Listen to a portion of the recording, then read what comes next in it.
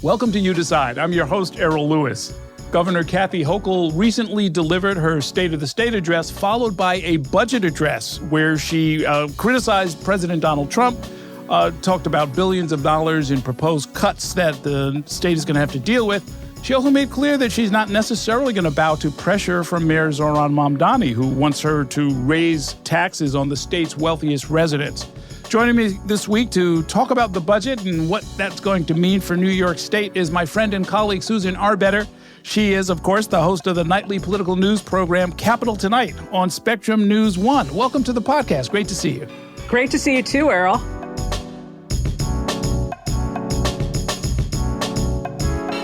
Let's get into the numbers. For starters, is this a big budget increase? What's called the all funds budget, which I think includes a lot of federal money and other transfers, is $260 billion. That's the number that's in the headlines. Right. But the New York State portion of that, the amount that's paid by New York State taxpayers, has actually gone up, right? It has. And the reason for that is that the state operating funds has gone up about $8.6 billion. And that's the result of the federal government providing less money, about $10.3 billion less in operating aid to the state. So the taxpayers have to make up the difference. And it's still a really big budget. But yeah, taxpayers have had to sort of kick in a little bit more this year. So now when the governor says this is not an austerity budget, is that true? I mean, she was using numbers that made it seem as if this is a 0.7% increase, but it's not an austerity budget that we've... You know what? A $260 billion budget, Errol, is never an austerity budget. Seriously. I mean, it's incredibly large. It's larger than almost every other state except for California. And, the fact that Wall Street has done so well has enabled this budget to absolutely not be an austerity budget. I mean, I think Wall Street has garnered so much. I mean, Wall Street is dancing heavily. So the fact that it's doing so well, it's been making up for the fact that we had a big budget gap. Now we have much less large budget gaps. We also have a $14.5 billion rainy day fund, which we never had before, like during the Cuomo era. Mm-hmm. When the governor says she's doing all of this with no new taxes, that's not 100% true, or there's a little asterisk there, right? Because there's a surcharge, 7.25% or something on high income earners that is extended from, it was due to sunset. And she's saying in her budget, she's going to say, let's keep that part of the party going. Right. So here's I took a few notes. So last year, tax rates for high income tax filers were extended for 5 years to 2032. So that was last year. Mm-hmm. This year in this budget, there are 3 tax extensions. They all have to do with business taxes. One of them is like the franchise tax. Another one is something called the business income tax rate. And the other is called the capital base tax rate. And it's just for certain businesses. Don't ask me what those mean, but it's all businesses for now that are having their taxes extended. They're not increases, but they are extensions for the next 3 years. Got it. And then the big number that the governor kept coming back to is that she said there's about $17 billion in unanticipated revenue over the next 2 years. Where did that come from? Securities industry. All of it is from the securities industry. The fact that New York gets 20% of its revenue from Wall Street. And this year, big bonuses, and all those bonuses are taxed at a very high rate. Mm-hmm. And that's why New York is able to do so much, like with childcare. Okay, so now the reason I belabored this a little bit is the extra money is really part of the governor's argument that she does not need to tax the rich, as so many left-leaning politicians, including the mayor of New York City, have been urging her to do. Okay, yeah, that is an argument for not raising taxes. That said, we still have out-year budget gaps. We have an out-year budget gap of $6 billion in 2028, and it keeps getting larger, Errol. In fiscal 29, it's $9 billion. In fiscal 30, I can't believe we're talking about fiscal 30, but it's $12.5 billion. Right. So, I think that the question that should be on every New Yorker's mind is what happens when the party is over? Right now we're seeing Wall Street doing really well, but at some point, what goes up must come down. And if she's committing to a certain amount of money per year, because childcare is a recurring expense, you can't go beyond a certain amount because there simply won't be that money at some point if Wall Street sees a recession. Well, but look, there's a legal requirement, meaning what you refer to as the out years, meaning it's a legal requirement, certainly at the city level, definitely at the state level. You have to put forward a 5-year projection. What are the next 5 years going to look like? I've learned from the budget experts over the years that anything more than 2 years out is just highly speculative, right? And so the typical answer to, how are we going to deal with the fiscal 2030 problem that we see on the horizon is, AI or robotics or, innovation, technology. It's going to be a totally different world. And there's some logic to that. Yeah, it's never as bad as what the out-year projections seem to indicate. That said, I remember, 2009 when Governor Patterson basically said, we have no money. And do you remember that? I mean, the mortgage market had crashed nationally. Yeah. I mean, that was an international crisis. It was an international crisis, but here in New York, we felt it acutely. There were some big banks that you never thought were going to fail that did. And New York had to do some pretty interesting budget making in order to balance our budgets. And that's what states have to do, is balance their budgets. True. Well, let's talk about some of the other big headlines that came out of this. Universal childcare was a big theme of what the governor talked about. And frankly, it's a big part of this budget. And as you sort of already kind of tipped the hand on this, these are going to be recurring expenses. Basically, the state is going to pay for everybody's early education, everybody's childcare at some point. Yeah, I think that the idea, we call this universal childcare, Errol, but it's not really universal childcare. I mean, it's nowhere near universal childcare, to be perfectly honest. We are going down the road of maybe someday getting to the point where enough people who want, the people who want childcare get it. So right now, we've invested something like $8.5 billion in childcare up to this point. This year, the new money is $1.7 billion. And most of it, frankly, is going to New York City. Upstate, you've heard Antonio Delgado, who is running against the governor, and Bruce Blakeman, who is running against the governor on the Republican side of the coin.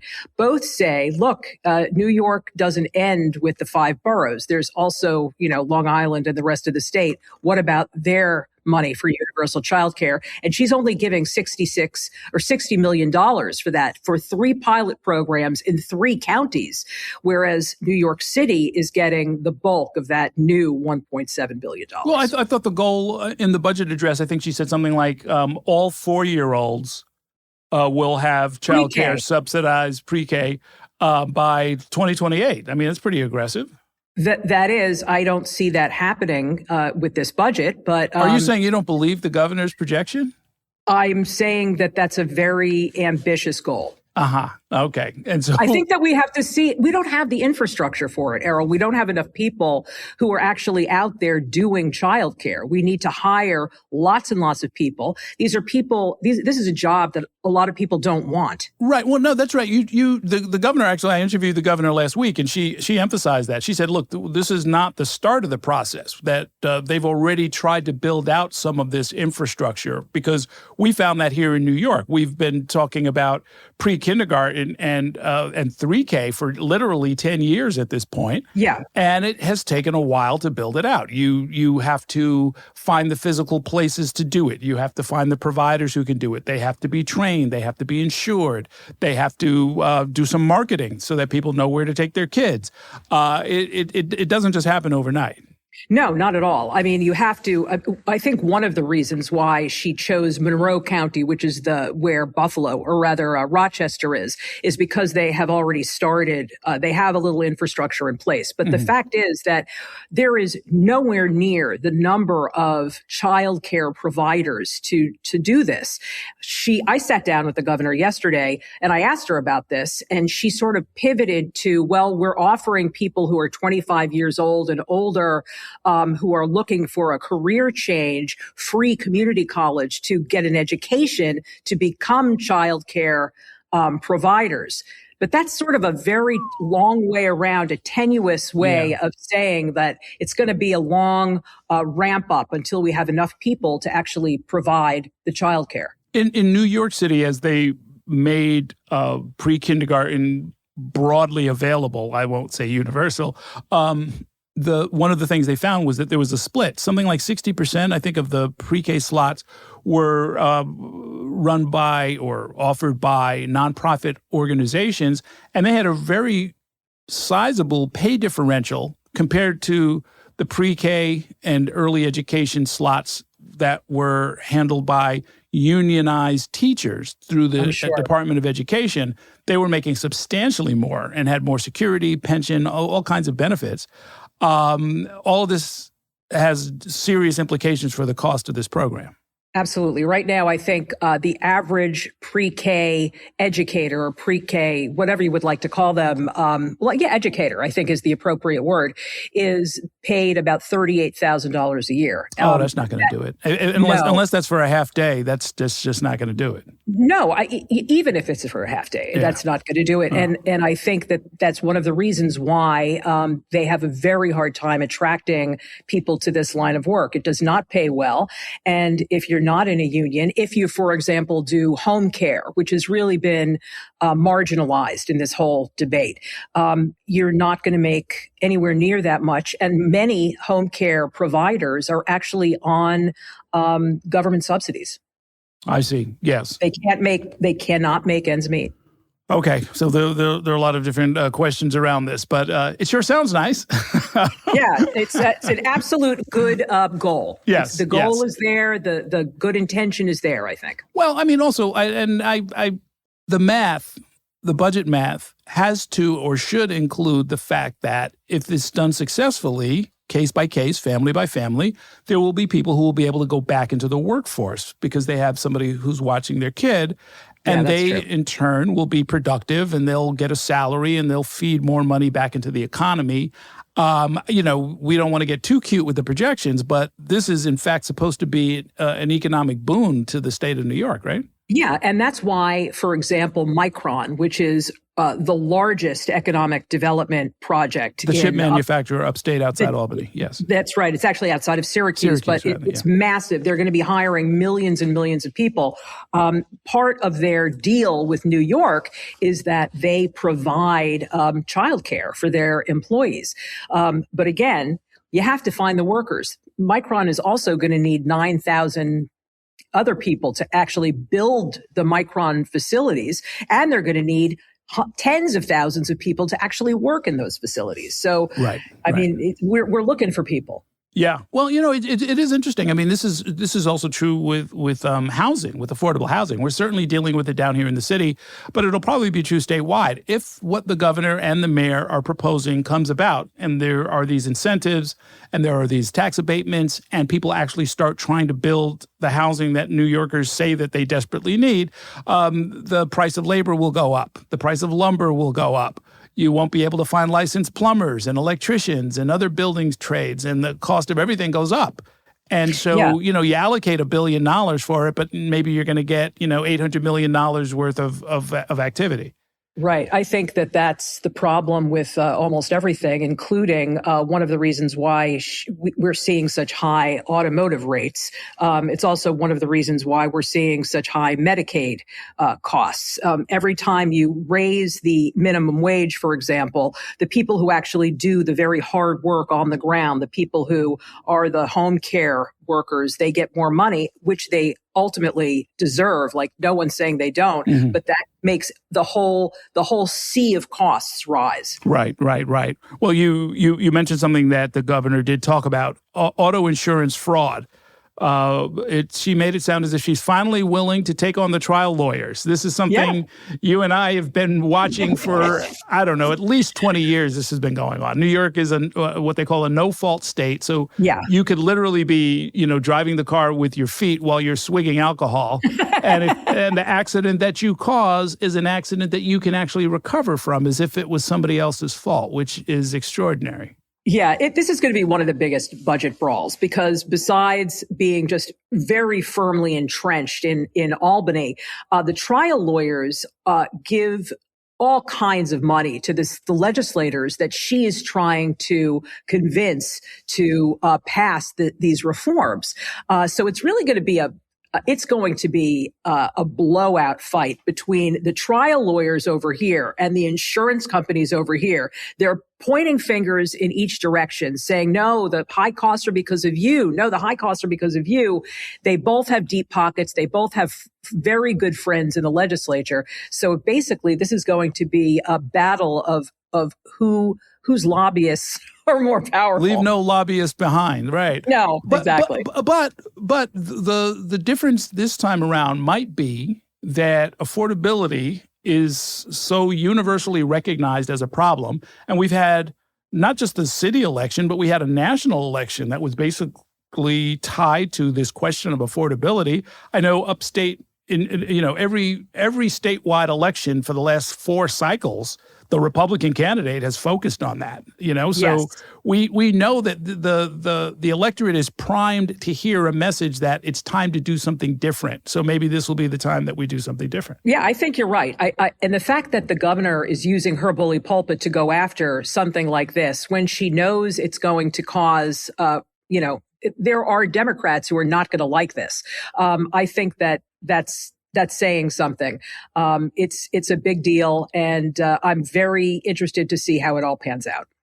There's another issue that she's taking on some rather entrenched interests, the governor, and that's nuclear plant expansion. I did not realize that, and probably most of my listeners don't realize that, there are not 1, not 2, but 3 active nuclear reactors in New York State.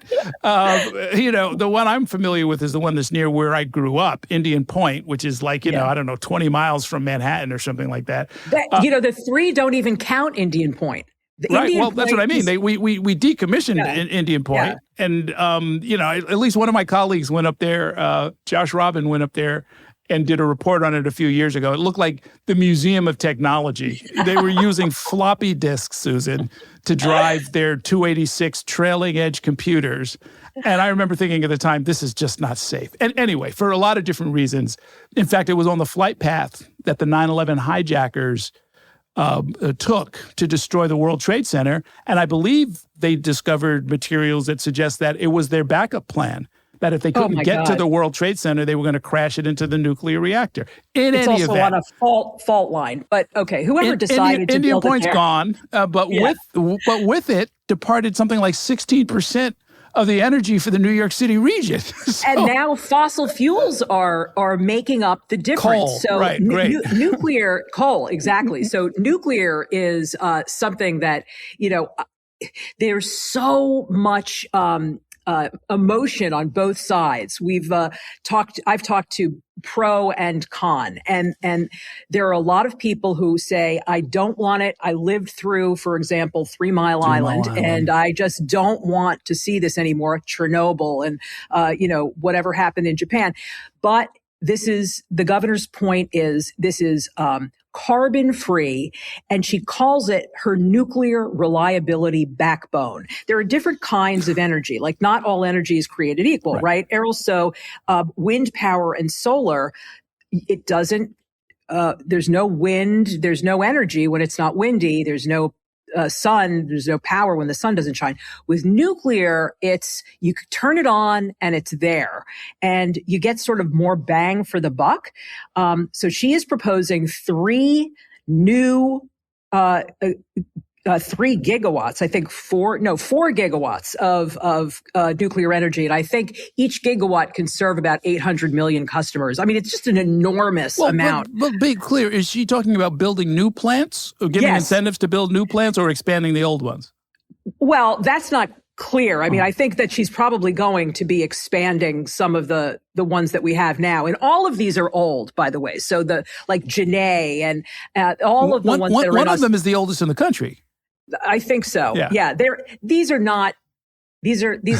plants that are long in the tooth. Okay. But they still provide 20% of New York's electricity. And if you look at how much electricity they provide that's clean, that's that's not fossil non-carbon, fuels. right? Non-carbon, it's almost 40%. So you can't just turn them off. And they provide so much electricity. So this is going to be a huge fight. I don't know, when you were listening to the State of the State, she got this huge applause for immigration. And then she said, and I'm going to build nuclear plants. There was like, you could hear a pin drop. Crickets. It's not a popular sort of proposal. But the thing is, Errol, what else can she do? The CLCPA, which is the climate law that was passed in 2019, makes these mandates. We have to get to these certain thresholds by certain dates. And we're not going to get there unless we do something like create more nuclear power. Well, I've never been to these reactors. I think two, if not three of them, are something like, I think 58, 60 miles north of Oswego. Right, Oswego is where we're talking about. They're all near Oswego, by the way. Do the locals up there, do they like it? Are they okay with it? They're comfortable with it? Yes, I think they've been around. I mean, these plants have been around for a long, long time. And the Republicans who listened to her in the audience, they were cheering. There are just so few of them, you couldn't hear the applause. But when I talked to them, they're all very excited about the nuclear plant idea. The people who live up there, I think these provide some very well-paying jobs in an area that doesn't have a lot of well-paying jobs. So, yeah, I think that, I can understand why she is proposing this. It's just a matter of getting it through the legislature, which also has a very long memory and remembers, the boondoggle of the Shoreham nuclear power plant on Long Island, which was like the biggest boondoggle in the whole world that cost billions of dollars and never Not 1 kilowatt, never opened. Not one bulb. Never opened, yeah. For my viewers, for my listeners who don't know Long about Island. this, Google it, Shoreham. It was... under boondoggle. It was a very, very, very bad idea to put a nuclear reactor on an island that had like 3 or 4 bridges that you'd have to funnel everybody through in the event of an evacuation. I think the ratepayers out there are to this day still paying for this. I know. If they're not still paying, they just ended. It's this billions of dollars. Lilco. Right. Lilco. Long Island. Yeah. Let me ask you about something that was not part of the budget, which is, or is it?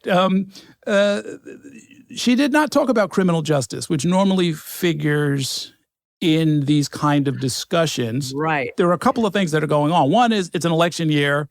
She clearly doesn't want to talk about this. Crime is down. She made note of the fact that crime was down. She took credit for the parts of it that she could clearly take credit for, like putting state police into the New York City subways. Yes. Other than that, she had nothing to say. But there is a criminal justice issue that's out there involving some upstate prisons, or this reminds me of the Shoreham nuclear plant. We have some prisons that are sitting rusting and empty with nobody in them. They are eyesores. They're horrible. And you know where they are? In the most beautiful park in all of New York State, the Adirondack Park. Wow. So we have these massive prisons, 3 of them that have been closed for years. Well, some of them have been closed for years, and they're just. Have you seen the documentary Chernobyl? I mean, that's when I go up and I see some of these, it looks like the Chernobyl nuclear power. I mean, it's just like an abandoned city. It's like an abandoned city, right? 100%. They're these massive buildings. So what the governor has done, and what the people of that part of New York have been urging somebody to do something, is take the prisons out of the constitutionally protected forest preserve, because right now you can't do anything with them because it's in the Adirondack Park, which is a constitutionally protected park. So she is putting forth a constitutional provision that would basically take the prison and the land around it out of the park.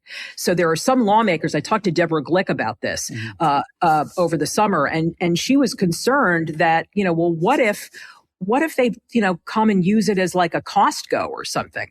Well, we'll see what happens. But I don't think that is what the governor envisions. I think she's what are the envisioning options? housing. Why can't they just, Why can't they just demolish them and cart the stone out of there or whatever it might be, right? Yeah. Well, there are things that, there are a lot of technical issues to do. Access to do roads. Yeah.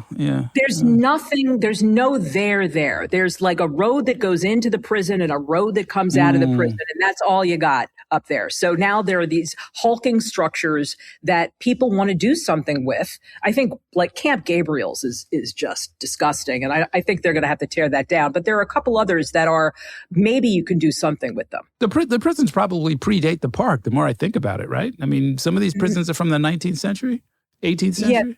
Yeah, the park was born in 1872 or 73. So I'm not sure that the prisons predate the park. Okay, interesting. Well, there's something else for the governor to have to deal with.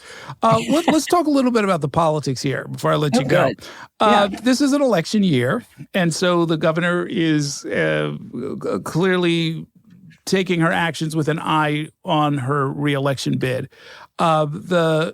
The legislature is also up for reelection, and so they all have an incentive to get through this and bring it in on time, which would be defined as April 1st or not too much longer beyond that deadline. Yeah, I think it's probably going to be maybe not on time, but not that late. Right, because the primaries will be in late June, and nobody wants to be up there when they could be out in their districts. Right. One thing I found interesting is that when I asked her about it, she's clearly focused on the congressional races throughout the state. So she's not just concerned about her own reelection, but I asked her, she said to me, I think we can flip a couple of seats. And I said, well, which ones? And she said, Elise Stefanik and Michael Lawler's. These happen to be two of the Republicans who either formally or informally were aiming to run against her. So is this political revenge, or are these actually the most winnable seats?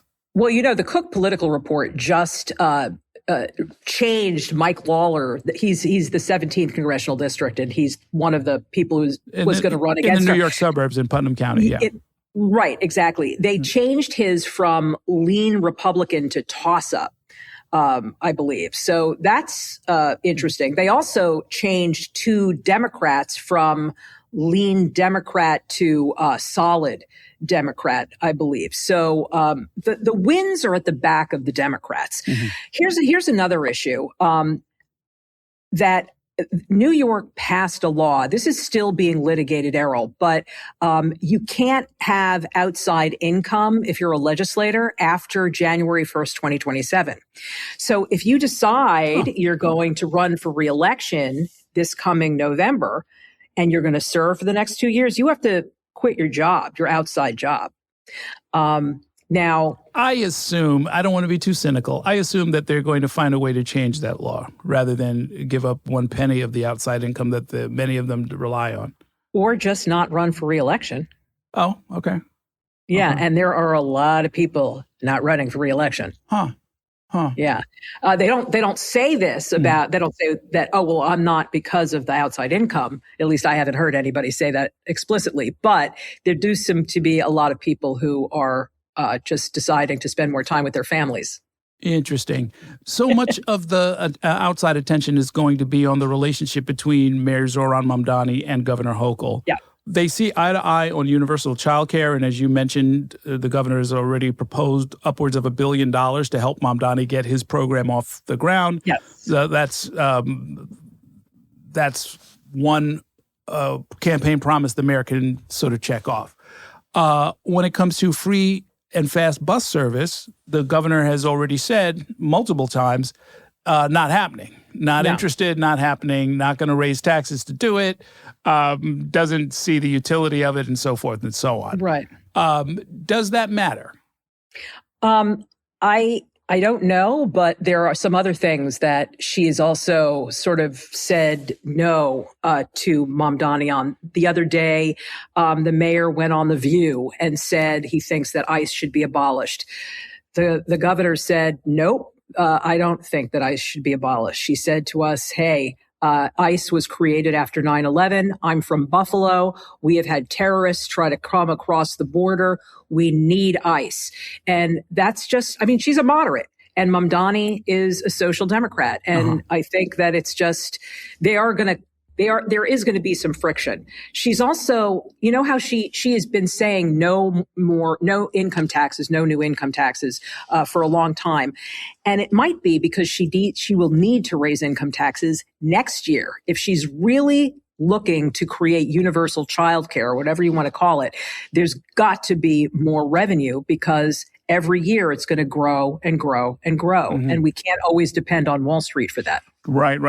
Well, interestingly, I mean, Mamdani and many of the Democratic Socialists, it seems clear to me that they want a tax on high-income earners, not because they have something specific that they want to do with the money, but because they think that redistribution— they deserve it. Yeah, that redistribution is just the right way to go, and that there shouldn't be any billionaires, or that there should be fewer of them, or something like that. That there should be— this is maybe not the most efficient way to do it, but it seems clear where they're coming from.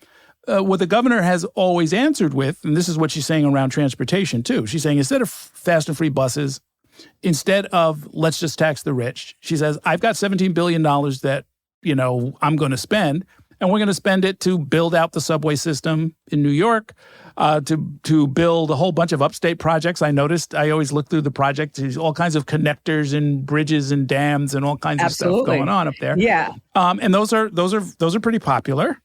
Yes. And that might end up being how this whole question gets answered, right? Yeah. I mean, I think that, even though I'm saying that it's not really universal child care and we're just sort of starting on this path, she has spent $8.5 billion on this idea so far. And this year will be another $1.7 billion. That's not nothing. She is somebody who is, looking ahead. I think that her reelection is, I think that she's probably thinking that she's got it in the bag. But that's probably one reason why she doesn't want to jeopardize that by raising income taxes. That goes right against her brand, Errol. Right. We have $17 billion thanks to Wall Street doing well. She's right. We have a progressive tax code. We don't have to raise taxes from that. And there's a little bit of a kabuki dance that goes on, right? I mean, you watch this stuff closer than I do, but I've noticed that year after year, in every session, somebody introduces a bill to say, let's tax wealth, let's tax the rich, let's mansion tax, some version of let's tax the rich. And it's duly introduced, and it's, it goes nowhere. It goes into committee, and that's where it dies. Right? That's part of the dance. Another part of the dance is a new step that the governor has created. I was talking about this with our colleague, Bernadette Hogan. She likes to sort of reach into her back pocket and come up with something that no one thought about. Like, oh, here's the Buffalo Bills Stadium. Oh, look over here. This is congestion pricing. We're not going to do it this year. Or, oh, look over here. Here's more bail reform that I want to do. She has every single year so far, she has found another card in her deck and laid it out just before they could have wrapped up the budget. So I'm wondering if that's going to happen this year. Okay, we shall see. Thanks so much. We'll be following this as we get further into the budget season. Great talking with you, Susan. You too, Errol. Thank you so much.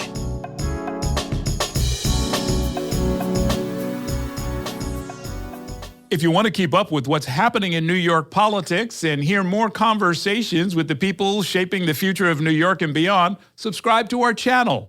And let Spectrum News be your resource for balanced, in-depth political coverage, elections, and issues that matter to you.